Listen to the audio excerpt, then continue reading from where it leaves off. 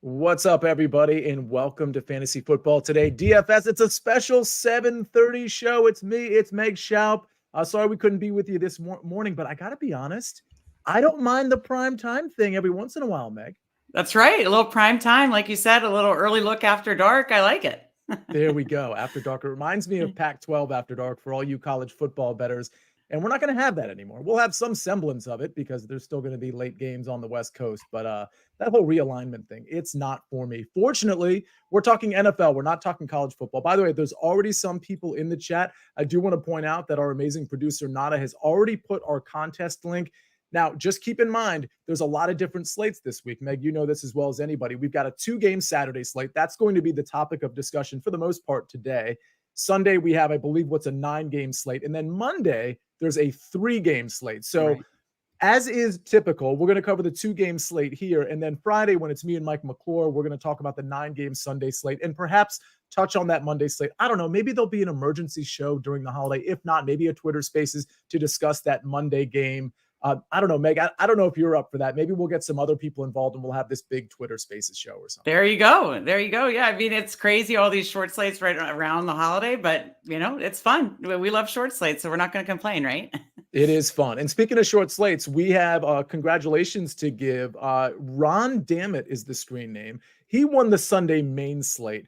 And KD Knowles, 644, I guess that's a Florida State fan. He won the 3. He or she, I should say, won the 3-game Saturday slate. So congratulations there. We're going to try to touch on KD Knowles' lineup at the very end of the show. It wasn't anything, magical, but it was a very, very good lineup, pivoted off some people that were very popular. And we're going to be talking about pivots like that in this one. By the way, if you noticed, I just tweeted out the show. If you could retweet the show just to, I don't normally ask you to do that, but or maybe quote tweet it just so that people know we're here, because it's just kind of a weird time that we're on. If you don't want to do that, that's cool. Hit the like button. And by the way, Meg, I got to say, before we finally get started, I saw a couple of really good reviews on Apple, one of them highlighting you as well. So awesome. I got to tell you that just because you're relatively a newcomer, even though you've been with us for a couple months now on this show. But very well deserved there. I believe it was a 5-star review. We appreciate everybody doing that. Hello, Albert. Hello, Arturo. Let's get started.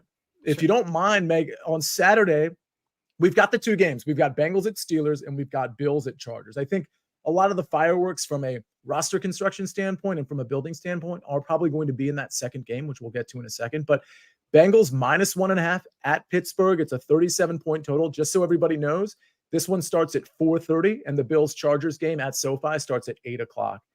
This has a lot of interesting angles. First of all, I'll note that this total, I believe, and I don't think this is weather related because I think the weather is going to be fine. Maybe a touch of wind, but I think it's going to be in the mid-40s, maybe a slight chance of rain. This total went down from 38.5 from really last night to 37 for whatever reason. Maybe that's, we're talking Mason Rudolph here ultimately, and of course, Jamar Chase looking like he may not play in this one. Meg, you'd agree with me. It's probably more likely than not that he does not play. It doesn't seem like it. No. Yeah. I think that is definitely the case. Yeah. All right. Chargy65. Meg is definitely a great addition to the show with an exclamation point. Thank you, Chargy65. Love to hear it. Yeah, exactly. So listen, I guess maybe Steelers fans, maybe not happy to hear the following. Mason Rudolph is your quarterback. I will say this. I watched Mason Rudolph back at Oklahoma State. I'm kind of a bit of a Mason Rudolph truther. I do think at the very least, I saw him showcase his arm, at least his touch on the long ball at Oklahoma State. So there's something to be said for that. I mean, neither of these guys, Mason Rudolph or Jake Browning, really have much by way of strength when it comes to arm strength. But I do think they're both competent quarterbacks. I'm looking at their yardage totals because some of the props are out for these 2 games. Not all, but some. Mason Rudolph's, just so everybody knows, his yardage prop 193.5, 234.5 for Jake Browning. Let me start with this, Meg, because again, I know people, and by the way, it's very easy to stack Josh Allen. With the way pricing is, I want everybody to know who hasn't built yet, which is like basically none of you. I've built a couple of lineups just to see what I could pull off. Right. Meg, I was able to pull off. First of all, I started with Josh Allen, and I was going to try to build without Stephon Diggs, just because I didn't think I'd be able to. So I wanted to get all the points, right? So I got Josh Allen, I got James Cook, I put in Dalton Kincaid, and I believe I had one other Yeah, Gabe Davis. I took a flyer on Gabe Davis, even though he's been like catchless for like 5 years now.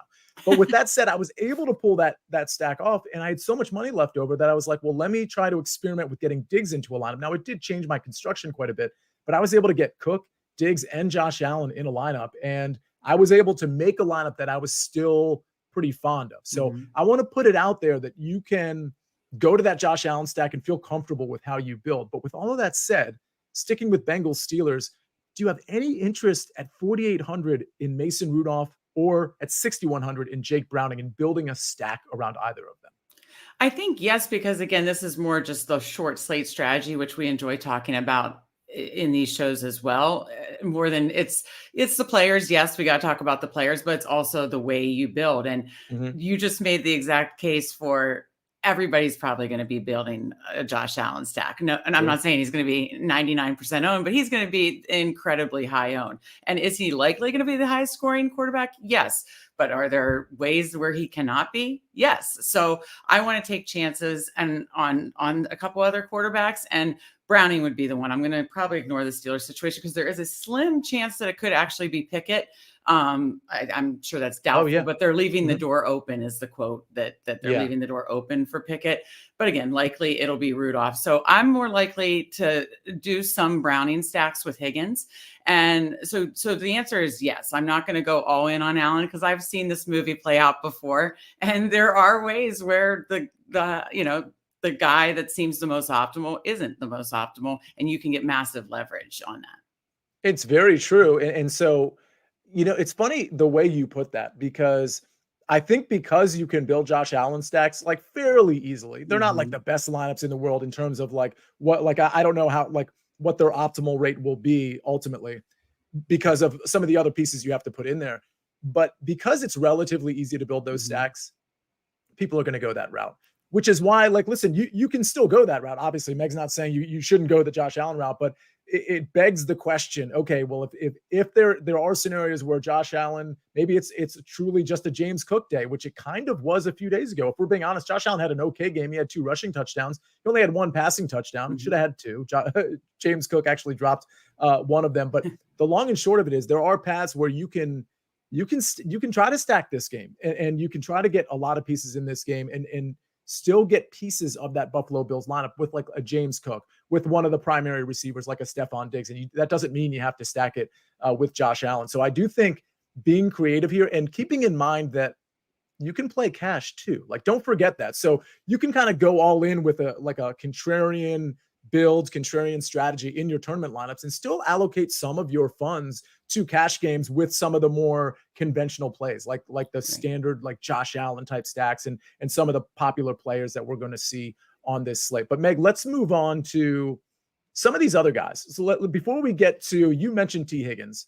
And T. Higgins is obviously a great play, 6,500 with no Jamar Chase. He makes sense. I think guys like Boyd and Irwin and especially Tanner Hudson at 3,600 really make it into the conversation in kind of a big way here. But forgetting about them for a second, Mixon 6,800, Chase Brown's 4,900, Warren 5,400, Najee 5,000. I know some people are like, why are you even bringing those guys up? I hate them. I don't want to play them. Of those running backs in this Bengals Steelers game, is there one or two that you have your eye on, whether it's a contrarian play or a conventional one? I would say I'm open to all 4, to be quite honest. Because again, I talked about this last week when we talked short slate. And short slates, it's like I have priority spends. I have guys I'm kind of fading, and then I have just guys that I'm open to if it fits correctly. And I'm open to all these guys, actually. And, for the Steelers, hopefully they'll come in low owned because, they did burn us last week. Bad. But they have yet another, and it was shocking because the Colts were a great run. They were a great matchup. They were a bad run defense and a great matchup. This is the same situation. I mean, we saw Ty Chandler run all over them last week. So, I think there's no reason that the Steelers couldn't. This is a good matchup for both these backs. Pick which one you want. They truly are still splitting it. So, I'm open to either of the Steelers running backs because they do have a good matchup. And I'm open to Mixon. Mixon, still gets the ball. You got the touchdown last week. They still are utilizing Chase Brown more. So if you need that money, then I'm open to that because he, definitely can be used in the passing game, and they were giving him some carries as well. So I'm open to all these guys. I think there's a pretty good argument, especially if Kenny Pickett's not playing and if it's Mason Rudolph. Honestly, I think this is a good argument, even if Kenny Pickett is playing. But there's a good argument to go back to Warren or Najee, especially if ownership is really down on them. Because A, it's a good matchup. And B, if Mason Rudolph is your quarterback and Mike Tomlin is your coach, pretty good chance you're leaning on the run as much as you possibly can. Right. So, I mean, and again, you have to pick right. And these guys actually have to be efficient for once. But at the same time, like it's not outside the realm of possibility, especially usually what happens when Warren and Najee are even in the conversation. One usually becomes the more popular over the other. Like we have Warren at 5,400, Najee at 5,000. My guess is Najee is going to be slightly more popular and Warren, is going to be pretty low owned. I mean, all the more reason, Meg, probably to mix in some Warren in your lineups because we've seen from Warren before. Like, I don't think Warren's a bad running back. I don't think he's like amazing. But I don't think he's a bad running back. I mean, he runs north-south, and when he gets a hole, he usually, can do something with it. We just haven't seen it lately. So of those 4 running backs, I think Warren is somebody I'm going to have my eye on. I probably won't be in on Chase Brown. I'm not sure I'm going to be on Joe Mixon either. I think both of these are like Mixon is obviously like the player to have here at 6,800. He's probably going to be relatively popular. All the more reason maybe I play him in my cash games and then I'm out from there. Your thoughts on that? Because I as far as the running back position is concerned, I got to think he's the most popular guy. Right. Yeah, definitely kind of like the Josh Allen situation. I think he's going to be the most popular, but again, it could be the right call for a reason. So yeah, I definitely think, have your exposure to him in cash or single entries, small fields, that kind of stuff. But if you want to be more contrarian, he's an interesting, kind of to pivot away from him if you're looking to get more contrarian. But I definitely am still open to him. I'm not like looking to do like a massive fade on him. Again, it's going to be really, really, I think what fits. So I would phrase it like that. So I'll have a little mix but not overweight. And for the record, when I was saying most popular, I was saying in this game because I think James Cook likely at 6,900 likely to be the most popular running back on this slate. Okay, let's touch on receivers before we get to Bills Chargers. And I'm going to include Freiermuth and Hudson in this conversation when we're talking about receivers. But, Chase at 7,500 likely out. Higgins 6,500 likely to be quite popular. I don't mind fading him, especially in my Bills stacks where I'm just going super heavy, like onslaught on the Bills. It's very possible Higgins doesn't make it into those lineups. For obvious reasons, I wouldn't be able to afford him anyway. Boyd at 4,600, Trent Irwin. I'm not really interested in those two pieces. I'd rather pay down for Tanner Hudson at 3,600. But obviously, like I think Higgins and Hudson are the most attractive to me on the Bengals side. And listen, I think it's a toss-up on the Steelers side. I even think Allen Robinson at a flat 3K, if you really need to jam in a 3K guy, I believe he caught 3 of 3 targets last week. I don't hate that play. Which of these receivers do you like, Meg? I kind of agree with you. From the Bengals side, for me, the priority is going to be Higgins and Tanner Hudson. Tanner Hudson just seems to be getting more and more looks, especially with Browning. So seems to be consistent 4 or 5 targets each week. I believe he got over 40 yards last week because I did that alt prop and I was like, oh, right. Yeah. So I got that. So I'm definitely interested in Higgins, then Hudson. And then again, I'd be willing to go to Boyd. I don't think I have a lot of interest in Irwin. On the Steelers side, Deontay Johnson's my priority or my favorite. Pickens just keeps burning me each week. I keep going back expecting that explosive game because I know the talent's there. I know it's there. It just, we haven't seen it. And so in a while. So I, again, I'm willing to go to Pickens. Don't know that I'll get to Allen Robinson much. So I'd say for me, it's mostly Deontay Johnson, maybe a little bit of Pickens. Don't see me doing Robinson as much, maybe a little bit of Freiermuth, but I think I do Tanner Hudson over Freiermuth. So yeah, I'd say that's how I'd rank those. Right. And by the way, Deontay Johnson, for a guy who never caught touchdown passes, he's got 3 touchdowns in his last 3 games. He's not getting a ton of volume, but his volume isn't bad. I mean, for Deontay Johnson, it's kind of bad, but considering what this Pittsburgh offense has been, 5, 7, and 6 targets, or I should go by the last 5 games, 8, 8, 5, 7, and 6 has been his target share over the last 5 games. In the last 2 games, 13 targets, 7 receptions. I mean, it's not terrible for a receiver, by the way, that's 5,100 and probably outside of T. Higgins in this game, the most talented receiver. I don't know. I think Deontay's better than George Pickens, but I understand the alternate argument. I just think from a reception standpoint, from a volume standpoint, I feel like Deontay, to your point, might be that guy. Exactly. No, that's why he's my priority on Pittsburgh by far, for sure. Now, let me ask you this before we move on to Bills Chargers. is there a scenario? Because we also, when we talk about these 2 game slates, we also have to talk about, game flow or I should say game script. Like, are there game scripts where the Steelers are down early and Mason Rudolph has to throw? Like, I just think if you're in like a big tournament and you just want to YOLO a lineup, Mason Rudolph to Freiermuth and either Deontay or Pickens, like certainly a double stack there. I mean, I suppose on a 2 game slate, you could even triple stack that, but I don't know that I'd go that far. But I can see a scenario where you play Mixon on one side and let's say even the Bengals defense, because they just generate a lot of turnovers or whatever the case may be. It's just a bad game for the Steelers in general, including Mason Rudolph. But again, if Mason Rudolph turns the ball over, good news, he gets the ball right back. Right. And so like Mason Rudolph to a couple of pass catchers and Mixon and the Cincy defense on the other side, and then you just load up on whatever Bills Chargers you have left. Would you even consider that, considering he's only 4,800? I would consider it just because, again, these short slates, we've seen it time and time again. What was it? I believe last Monday, Will Levis, I think, was the optimal quarterback. Why? Yeah. The exact same script that you said. He was in a trailing script. He had to get 2 quick touchdowns at the end of the game. He ends up being the optimal quarterback on a slate with Tua Tagovailoa. It's like, okay, and Jordan Love. So we definitely wouldn't have ranked the 4 quarterbacks playing that Monday night. Will Levis was 3rd or 4th, and he was the highest scoring. So, that's why these short slates, especially these 2 game slates, you do have to be kind of willing to look at everybody. Again, depending on how many lineups you're running, that's a question for yourself too. Right. If you're only running 3, you might want to play it safer. If you're running 10, that's where you might say, okay, I'll do 1 or 2 Rudolph. I'll do 1 or 2 Browning. I might even do an Easton Stick, and that's how you can kind of, get more contrarian with like a 3rd or 4th of your lineups. That's how I kind of look at it. Just ask yourself how many lives you're playing and then decide you're kind of how risk adverse you want to be. And then maybe appropriate that as far as the quarterbacks that would be more risky, but you would gain a lot if they did end up the most optimal. And I think on a short slate, that's really important to consider because we're obviously, we want to pick the best players to some degree. But if we do that and they're popular players, we want to make sure our roster construction is slightly different so that we're, maybe it's an onslaught stack instead of just like a regular stack or whatever the case may be. But another way to sort of conceive of how you want to construct your lineups is alternate game scripts. And I know that sounds like really obvious, but I don't think on these slates, people are really thinking of that. They're just jamming in, okay, who do I have to have?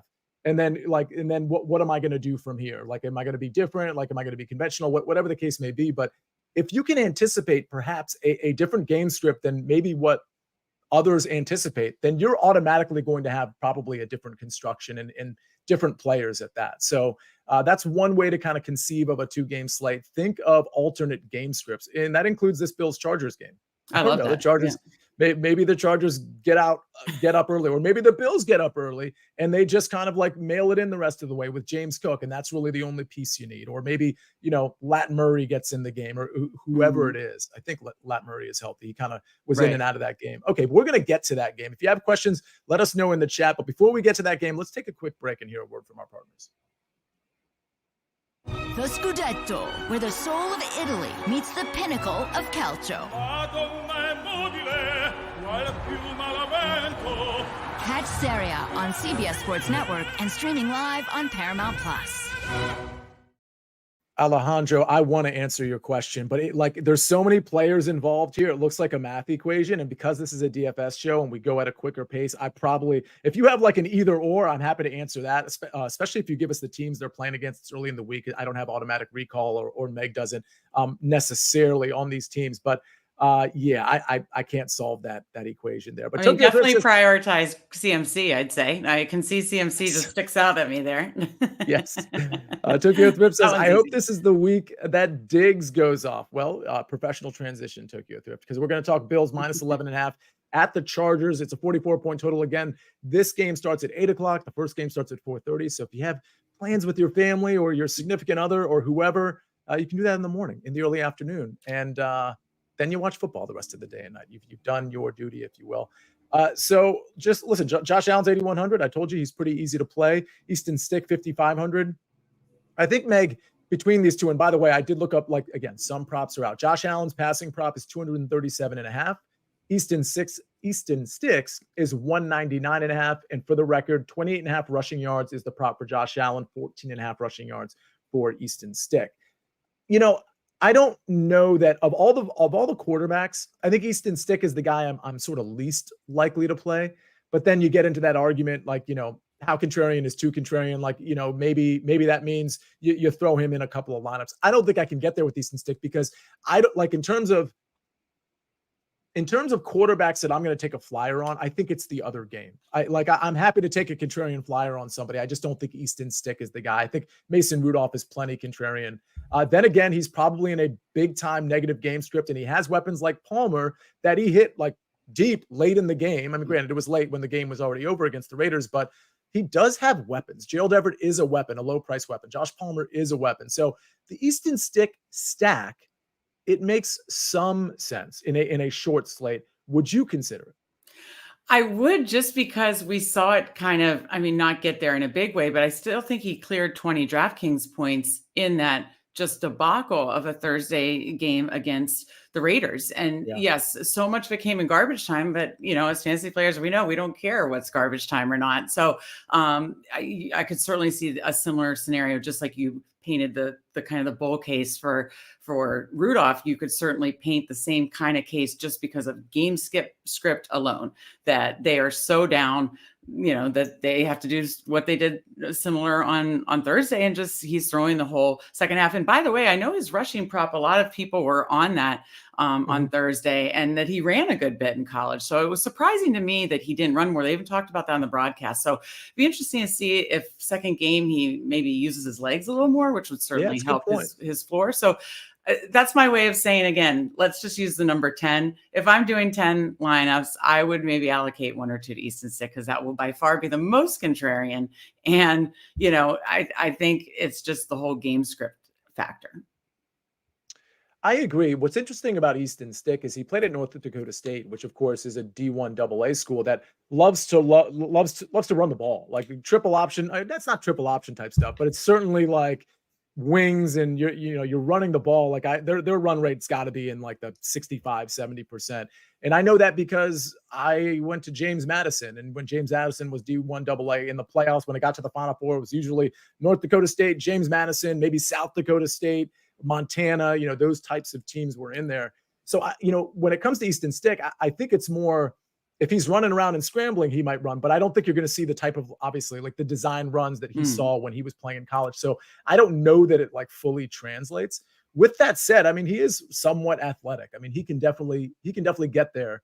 I'm starting to like kind of change my mind that like maybe he's actually playable in a deeply negative game script. And I think you can do so many things. Again, it's a short slate, so you can play James Cook, you can play not Josh Diggs. You can play Stephon Diggs, and it allows you, if you were to play the Easton Stick stack, because I understand pricing is soft, but it's not so soft that you can include like Eckler and Mixon and Higgins and Diggs like all in your lineup. So it would allow you to do an Easton Stick stack with Eckler, who I don't like, by the way, but I got to admit he's very like cheaply priced at 7,200, and it would allow you to like double stack that, or maybe even triple stack it with Josh Palmer, Gerald Everett, and you could still have money because of how low he's priced. You'd still have money for Stephon Diggs on the way back, or James Cook, or maybe like a low end like Gabe Davis or Dalton Kincaid. So it does allow you to do some very clever things that are intriguing. Right. It's so hard for me to look away from Josh Allen. And I'm thinking maybe my onslaught stack with Josh Allen will just be different than most. I know a lot of people, even in a 2-game slate, they like to spread themselves thin and just like grab all the pieces. But if I just decide to fade that first game and I kind of go all in on Bills Chargers and I take 1 or 2 pieces, literally just 1 or 2 from Bengals Steelers, like maybe that's how I get different with my Josh Allen stack. And we've talked about that a lot too. And another way to get creative on these short slates is to onslaught a team. And that can even include the defense. I think on Thanksgiving, the play was, you could do Dallas defense and Dak and 3 other Cowboys, and that could certainly be in play for the Bills here. Josh Allen, 2 or 3 Bills and the Bills defense. I think that's absolutely in play to just fully onslaught it and fill in where you can. So, I know we've painted cases of why you could get contrarian at quarterback play, but of course, Josh Allen is the optimal play. And again, as to your earlier point, you can make it work. And I think the unique way to make it work would be in an onslaught. Okay. Yeah, absolutely. By the way, there's a question from Adam. He says, do you think Chase or Allen play this week? Am I missing? Like, he's not referring to Josh Allen, is he? I don't. Oh, Keenan Allen. Keenan Allen was at. I believe I read that Keenan Allen was at practice. I don't know if he was limited. I don't know the extent of it. So to the earlier point, if Keenan Allen is active, I will have some interest potentially, especially if it was a contrarian Easton stick stack, and potentially even as a bring back in this game with a Josh Allen stack, because you talked about not liking Eckler. Yeah, if we say Allen, if we hear that Allen is full go, I'm interested in Allen the most from the Chargers side. Yeah, and Adam, good question. I there's so many Allens in the league. Yeah. My head went to Josh Allen first too, and then I was like, oh, Keenan, yeah. So I don't think Jamar Chase plays. I do think Keenan Allen plays, and I know Meg agrees with that. So yeah, I mean, again, I mentioned the Easton stick stack, and I didn't even mention Keenan Allen. So obviously he's in play. I guess I would want to play him, but I do think Eckler is really interesting, sort of with the dump offs. By the way, if you play Easton stick, you can play both. You can play Eckler and Keenan Allen. I think I really want to jam in Josh Palmer. Maybe he's going to be so popular that because we did see him kind of show out. I mean, he's also a good receiver. He came off the injury list just like last week. So I think Palmer's in play. Quentin Johnston, probably not super interested. Jalen Guyton, Erickson, probably not super interested there. But yeah, these Easton stick. And by the way, if you do a Josh Allen stack and you don't include Diggs, and even if you include like Higgins in the other game or Mixon, if you don't include Diggs, you have money to bring it back with Keenan or Austin Eckler pretty easily. So I like that. Again, it's pretty easy to get some of these key guys into your lineup. I think I'm more inclined to play between. Okay, let me ask you this: between Eckler and Keenan Allen, if you can only play one, forget about price. I mean, 7,200, 7,900, it's kind of a big difference. But okay, include price. Would you rather play Eckler at 7,200 or Keenan Allen at 7,900? As long as Keenan Allen is a full go, no questionable health, it would be Keenan Allen for me, even though he's priced a little higher. Okay, let's talk about, let's just real quick touch on Gabe Davis and let's say Khalil Shakir before we get into tight ends. Shakir just hasn't, with Dawson Knox back, Shakir just hasn't had much of a role at all. Gabe Davis is one of those guys that, like, at some point, even though I believe he has 0 catches in 3 games in a row, I'm pretty sure that's the stat, which is like hilarious. He's like actually the wide receiver 2. I don't know that there's a wide receiver 2 in the league that has 0 catches in 3 straight games, or at least the last 3 straight games. With that said, at 5,300, a flyer on Gabe Davis, if he's going to be relatively low owned, which I believe he will be, I mean, I don't hate it. Yeah, I don't hate it. I don't love it because it makes me, it's an uncomfortable click, right? Like it'll make me nervous. But again, especially in those Bills onslaughts, I think getting him more involved would make sense. And that certainly, again, just like they say in Showdown, you tell yourself a story. I think in these short slates, it's one extra game. You're telling yourself a story of how the slate's going to go. And if you think it's just a Bills onslaught and they're kind of all getting there, then I definitely think Gabe Davis has to be in play. And by the way, when we're referencing onslaught, we're really just saying we're really stacking one side of the ball here, and not in your like typical way where it's like Josh Allen to Stephon Diggs. Like we might go, and again, it's a 2-game slate, so it gives you the liberty to. And by the way, the 3-game slate, or was it? Yeah, the 3-game slate on Saturday. Like you could have done that with the Detroit Lions, for example. Not that you needed Goff in your lineup necessarily to do really well, but Goff, Laporta, Amon-Ra St. Brown, Jahmyr Gibbs, you could have put all of them in a lineup, even though it was a 3-game slate, and you would have done amazingly. So same concept here, but almost like highlighted, almost even more accentuated because we only have the 2 games. And frankly, one of these games could be a complete dud. And while people might have like 30-40% equity in some of the players in the first game, what if that's a complete dud and there's really nobody that goes off, or there's just one person that goes off? Now in this second game, you've got all your equity stacked up in what might be the 45 or 50 point game. So those are things to consider. Are you interested at all, Megan, Dalton Kincaid or Dawson Knox? I don't have a ton of interest there just because I haven't seen it. Maybe it's because I haven't seen it recently. Probably more in paying down for Knox if needed. But yeah, I believe Kincaid was banged up. And then, like you said, Knox coming back, it's like they're shuffling the deck chairs and it's hard to know who to trust outside of Diggs. And so it's tough. And we're saying, you can be open to onslaughts, but of course the most comfortable onslaught is probably Josh Allen, Cook, Diggs. The defense, getting these other pieces do make me nervous because the usage just isn't something that we can trust. Is it something you could take a flyer on and have success with? Yes, we've seen Gabe Davis have these massive games. I think one of these tight ends could have a 2-touchdown game. Of course, that's in the range of outcomes. So I know I need to be open to it, but it's definitely way more uncomfortable for me. And I would probably be more comfortable with like a Gerald Everett in this game, or a Tanner Hudson, or even. I will point out, by the way, a good point on Gerald Everett at 3,500. I like him quite a bit as well. Yeah. He's got, let's see, last game, 5 catches, 5 receptions on 8 targets, 41 yards. The game before that, 5 receptions on 8 targets for 39 yards. And for the record, I think he's got 4 catches, or at least 4 catches in each of his last 4 games. I think that's the stat on him. And frankly, he seems to be one of the few people that's like really playing hard and looks like super healthy. Right. Agreed. I think there's something to be said for that, given the state of things with the Los Angeles Chargers. Yes. So, by the way, Meg, we're not ruling double tight end out, are we? No, I never do on short slates, because again, if it just fits and allows me to get, maybe all the other stud pieces at the running back and receiver position and quarterback position, then I am definitely not ruling that out, because these are the kind of slates where you just kind of don't make rules, and I kind of like that. Absolutely. The main rule is to be unconventional. That doesn't mean be unconventional with all the players you pick. It means be unconventional with the manner in which you construct your roster. This is giving you liberty to not construct like you do on a main slate, or even on like an afternoon slate where there's 3 or 4 games. I did want to point something out before we'll look at the 3-game slate lineup from last Saturday before we get out of here. But before we do that, I just wanted to point out the props are out on Josh Allen's passing yards, which I mentioned, 237.5.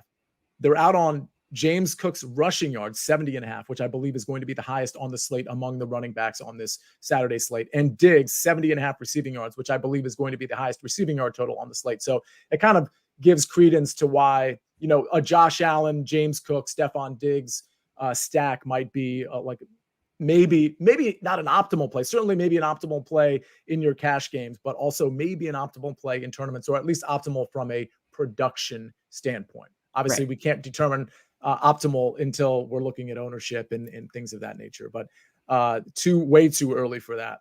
All right, Nada, I think it's Meg. Did we miss anything on this game? I mean, we didn't. I think we pretty much talked about every player other than like Isaiah Spiller at 4,400. That's what I was going to say. If you wanted to go that way, I don't have a ton of interest in doing that, just because you're just need him to break one, I think, for him to pay off. So I don't see myself going there again. Those kind of 4th, 5th Charger options, especially if Keenan Allen's back, no interest. So we pretty much covered everybody in this game.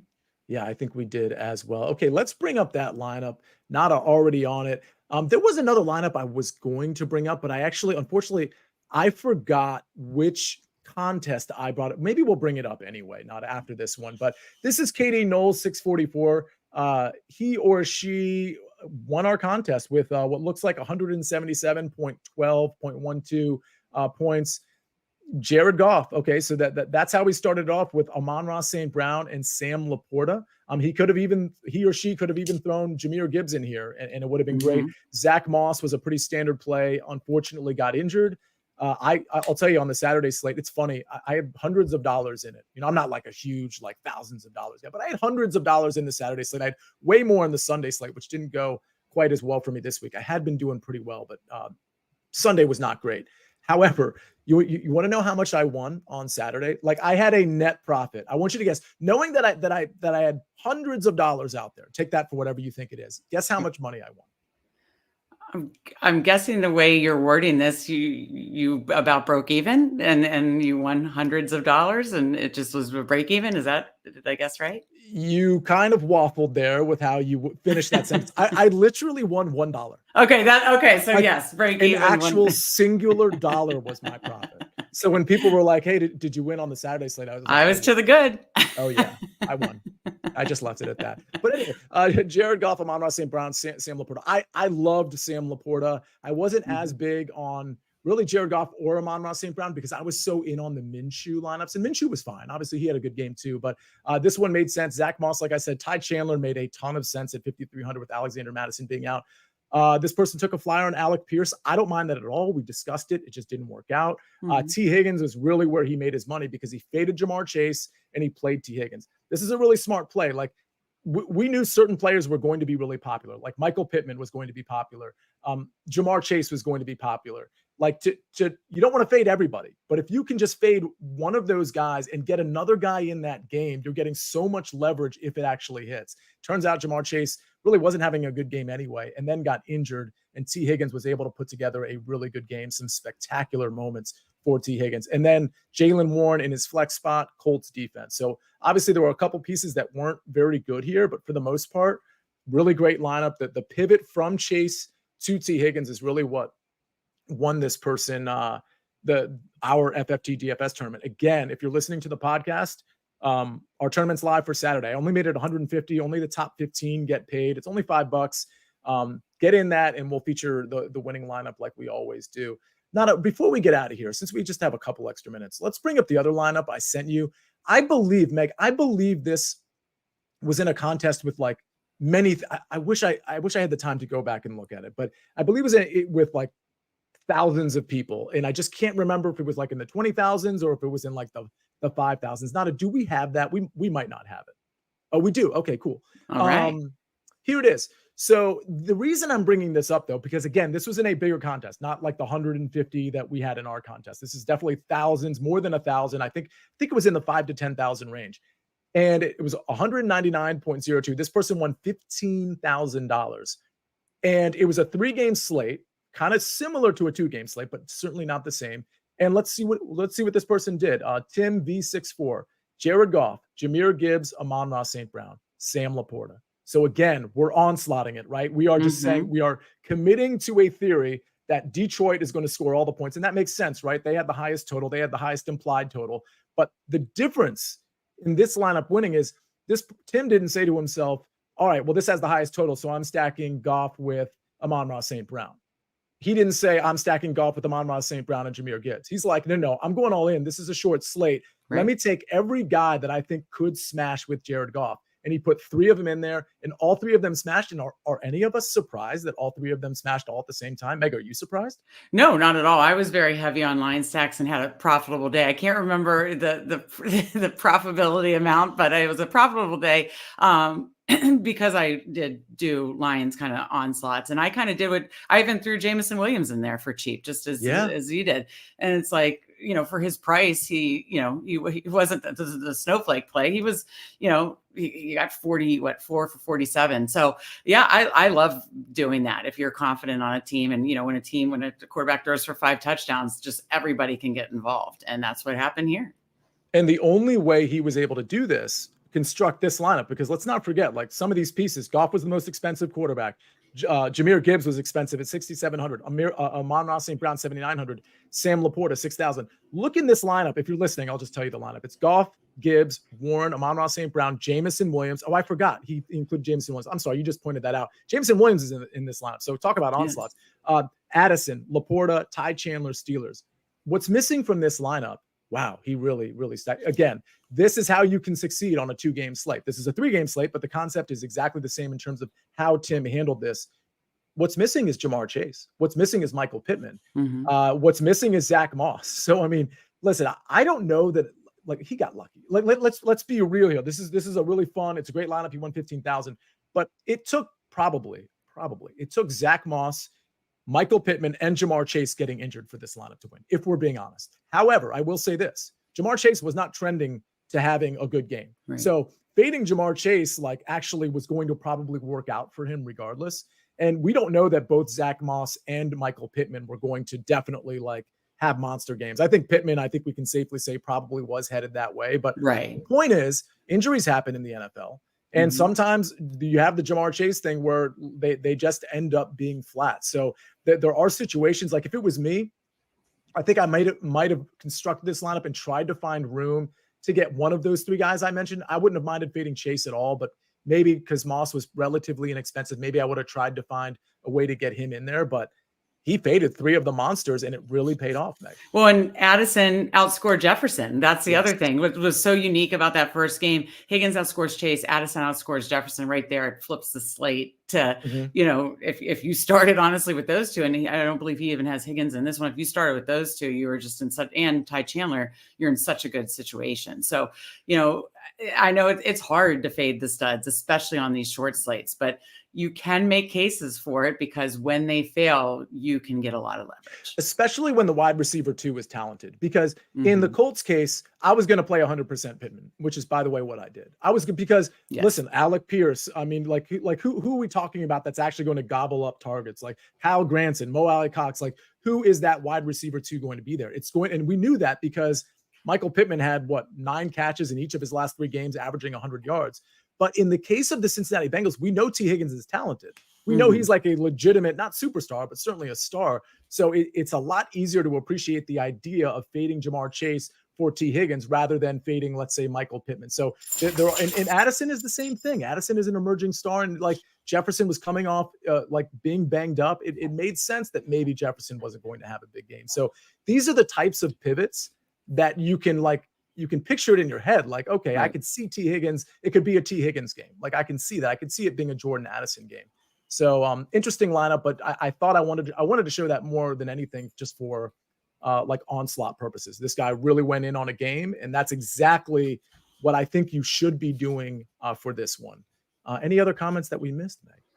No, I think that covers, because I think it's fun to talk about just a lot of these strategies. Yes, we like talking about the players and who we like, but it's these kind of short slate strategies and ways to be unique that are going to make the lineup work. 100%. And again, don't forget, if you want to try some cash games in this, because you're pivoting so much or your roster construction is so different in your tournament lineups, maybe you allocate some funds. I mean, it's a 2-game slate, so it's a little different from a cash game standpoint, but I think you can make some perfectly adequate sort of conventional build, or at least slightly conventional build cash game lineups, and then kind of go all in for your onslaughts and your sort of different game scripts and things of that nature for your tournament lineups. Victor Garcia says, I appreciate the doggo in the background. Riggs wanted to make an appearance. My dog Riggs. Yes. He's now on my lap, basically. So, and Casey after the great John Riggins. So I was going to ask that because it could be Gerald Riggs too. No, it's after the great John Riggins, sticking with the Washington, Anybody in the chat, if you know John Riggins' number, type it into the chat right now. I'll give you a shout out. Speaking of shout outs, KC Chiefs 320 says, love the late start, but had nothing to listen to at work today. So yeah, normally we'll be on at 10:30, but I love that you listen to this at work. We will not tell your boss. Nobody has typed in John Riggins' number yet because apparently we're old. So we are. I am. Yeah. But they don't know it. All right, everybody. It's 44. Jeez. You could have Googled it. You can get into my bank accounts now, There's Victor Garcia. I believe Victor Garcia that he actually knew that. So he typed in, congratulations, Victor. We appreciate the Washington support. We certainly require it. Meg James A, 44. Love it. I think that's our show. Like, listen, what we didn't want to do on this show was like say, here are our picks. Like, this is what we like. Although we did mention all of those things. We mentioned all of the players. We mentioned where we thought some of the value was, some of the soft pricing in terms of some of these players. But the one thing I wanted to impress upon everybody was roster construction. This is a 2-game slate. People say like get weird, but we really kind of wanted to tell you like what we mean when we say stuff like that. And like that last lineup we saw, I think it's such a good illustration. I don't know that I'd go 1 with 4 skill position players. You could. This guy did it, and he won on a 3-game slate. But It's that type of construction that you're looking for. Go all in on a game script. Go all in on a game. Go all in on a team, and just make your lineup from there. After you go all in on that, then make your lineup from there in terms of filling in the rest of the pieces. Meg, any final thoughts there? Yeah, just absolutely on top of that. It's like they say for Showdown, and I just apply this to short slate too, is tell yourself a story of how the game and games are going to go and just build the story out from there. Mm-hmm. So yeah, absolutely. Tell yourself the story and then don't be afraid to break rules, get weird, but do it in a smart way. And it doesn't always have to be the conventional story that the books are predicting, by the way. It doesn't always have to be that way, especially if you're building a lot of lineups. Come up with a game script that maybe bucks whatever the point spread is, or maybe even bucks whatever the total is. And once you have figured out what that alternative game script is, now you start building your lineup and you see where the chips fall. Our chips are going to fall next at 11 o'clock on Friday. It's going to be me and Mike McClure. We're going to be talking about the Sunday 9-game slate. We'll probably touch on the Saturday and Sunday slate if we have time. Hopefully, maybe we'll have a special show or maybe something special on Twitter where we come up and we talk about Monday's games, which are on Christmas. Monday's Christmas, right? It's crazy, right? Yeah. It's actually crazy. But either way, everybody, thanks for joining us. Thanks for the most recent reviews on the podcast. We really appreciate that very much. And we'll see everybody on Fantasy Football Today, DFS Friday at 11.